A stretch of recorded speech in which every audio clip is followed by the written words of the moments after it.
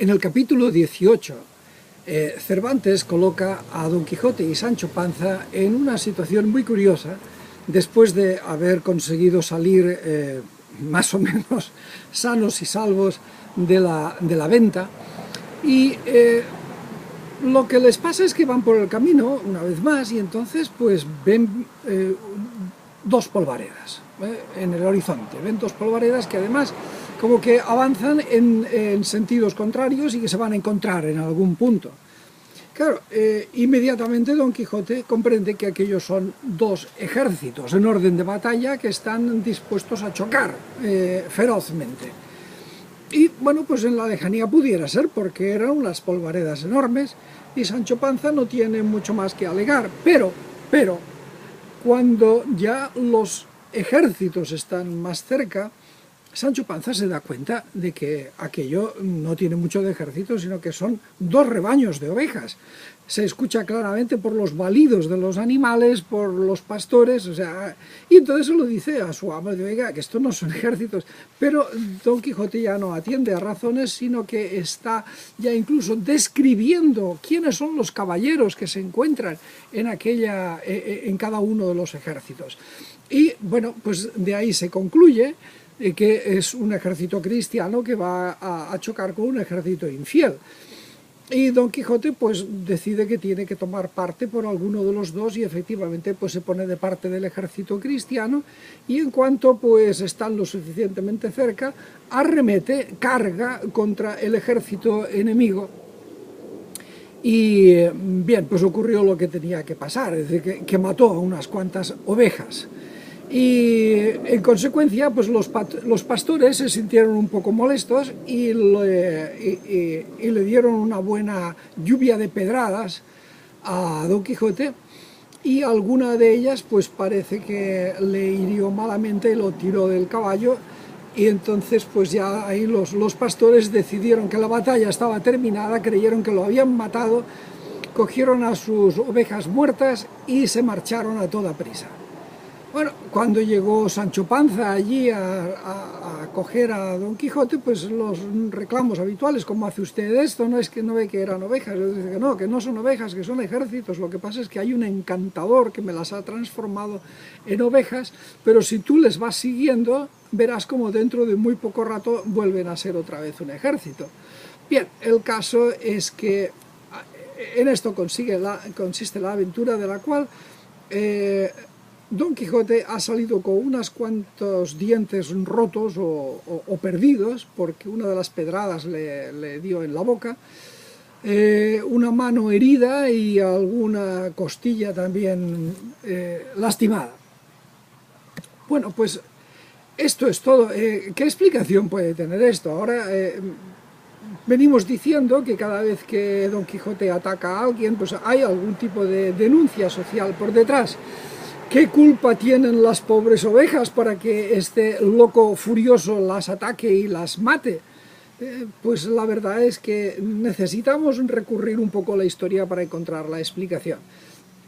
Porque es muy interesante que ataque a las ovejas, pero nunca se le ocurre atacar a las cabras, ni se le ha ocurrido atacar a una piara de cerdos, ni a una manada de caballos o de vacas, no, a las ovejas. Bueno, pues entonces esto nos trae a la memoria que en aquellos tiempos, y desde tiempo atrás, había una organización muy poderosa que se llamaba la Mesta. Y esta organización estaba formada pues, por la gente más rica de Castilla, que eran dueños de enormes rebaños de ovejas. Evidentemente, estos dos rebaños que han intervenido en esta historia eran muy grandes, miles de ovejas. Nadie que no sea muy rico se puede permitir poseer un rebaño de tal tamaño y tener pastores a sueldo, etcétera, etcétera. Con lo cual, con toda seguridad, estos rebaños pertenecían a alguien que estaba metido en esa organización llamada la Mesta, que era, en resumidas cuentas, usando un vocabulario actual, una patronal de ovejeros, que usaban su poder y su influencia para obtener privilegios, para obtener pues, ventajas fiscales, y todo el asunto era para la exportación de la lana, que era uno de los mejores negocios que existía en estos momentos y desde mucho atrás en Castilla. Claro, estos hombres tan poderosos y con unos rebaños tan grandes, pues eran una fuente de injusticia, porque pues hacían lo que les daba la gana, como si el campo castellano fuera de ellos, y respetaban muy pocas cosas, y si alguien tenía algo que reclamarles, pues la verdad es que no lo tenían fácil, porque siendo gente tan poderosa, tan principal y muy influyentes en la corte, cuando no cortesanos mismos, pues la justicia no les iba a perjudicar, desde luego. Y si llegaba algo para favorecer a los perjudicados por la Mesta, sería tarde, mal o nunca. Bien, pues esta es la explicación más inmediata de por qué Cervantes coloca a Don Quijote en una aventura tan bueno, disparatada como atacar ovejas, pobrecitas.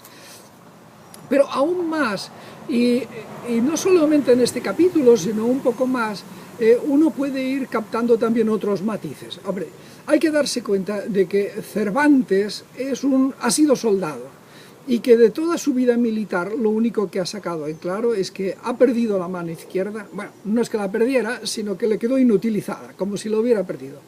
Su mano izquierda estaba inutilizada, había sufrido también otras heridas.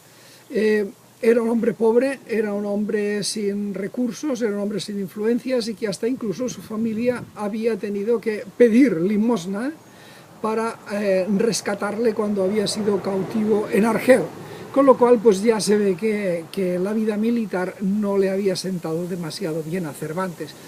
Es posible que todavía conservara sus entusiasmos cívicos, militares, y su patriotismo y lo que fuera, pero con los años, con toda seguridad, Cervantes se había vuelto un poco, ¿cómo decir así?, como escéptico, como menos entusiasta de toda la cosa militar.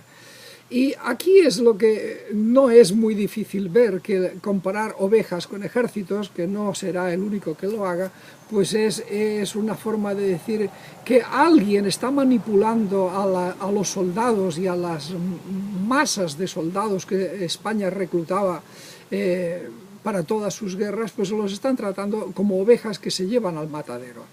Eran la carne de cañón para cumplir los designios, la voluntad y los intereses de gente muy influyente, de gente que tenía mucho poder. La gente como Cervantes y muchos miles y miles otros que fueron heridos o que murieron o que pasaron toda clase de penalidades, fueron hechos prisioneros, etcétera, etcétera, eran simplemente ovejas, números, no contaban, no importaban, no eran...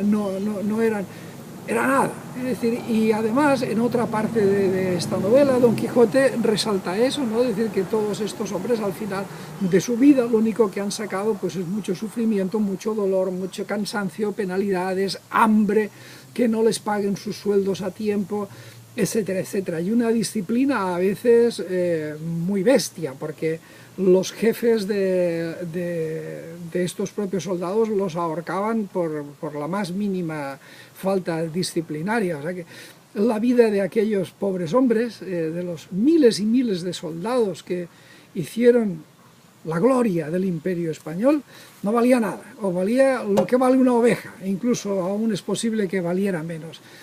Esto se trasluce muy claramente en la novela del Quijote. No es que Cervantes o Don Quijote fueran pacifistas, no, en absoluto. Probablemente entienden que hay causales y motivos y razones para ir al uso de la fuerza, para ir a una guerra. Lo que están criticando es la cantidad de guerras absurdas, guerras inhumanas, guerras injustas, guerras por intereses insignificantes para la mayoría de la gente, en la que España se fue desangrando año tras año, desangrando en todo, es decir, en dinero, en oro y en vidas humanas. Esto está también en el fondo de toda esta situación. Y además hay otra cosa también, que termino con esto, muy interesante, y es que Claro, son dos ejércitos idénticos, iguales. Cervantes, a estas alturas de su vida, ha convivido ya una buena cantidad de tiempo con los turcos y con los argelinos, y entonces está en condiciones de darse cuenta de que las diferencias entre un ejército y otro ejército no son lo radical, no son algo esencialmente importante. No es que un ejército son los buenos y los otros son los malos. Son ovejas, simplemente ovejas. Gente usada como carne de cañón, gente usada para el beneficio de otros. Seguiremos hablando.